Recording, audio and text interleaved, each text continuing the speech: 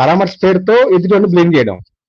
అధికారం కోసం వెళ్ళినప్పుడు వాళ్ళ దగ్గరికి వెళ్ళి ఇది చేస్తాం అది చేస్తాం, అసలు స్టీల్ ప్లాంట్ గురించి అది కావాలి ఇది కావాలి, అసలు ప్రభుత్వం ఏమంటారు గవర్నమెంట్ డెసిషన్ తీసుకోవాలా, అన్ని మాట్లాడిన పవన్ కళ్యాణ్ ఎంతమంది మీటింగ్లకు వెళ్ళి ఎన్నోసార్లు పెద్ద పెద్ద బహిరంగ సంఘం వైజాగ్ వాళ్ళ అందరూ కూడా కూర్చొని అసలు దేవుడు రాబాబు రావుడు రాబాబు నిజంగా నువ్వే రావాలి అధికారులు పని ఎంతమంది పవన్ కళ్యాణ్ చూసి మోసపోయారు తెలుసా.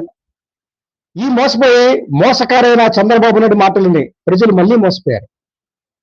చంద్రబాబు నాయుడు చూసి ఎవరు అసలు ఇష్టపడలేదండి.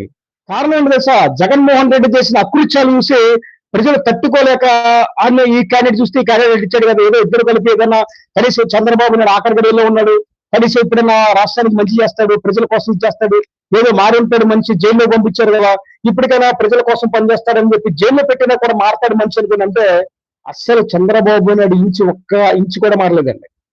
ఇంకా ఎక్కువ చేస్తున్నాడు. ఎలా అంటే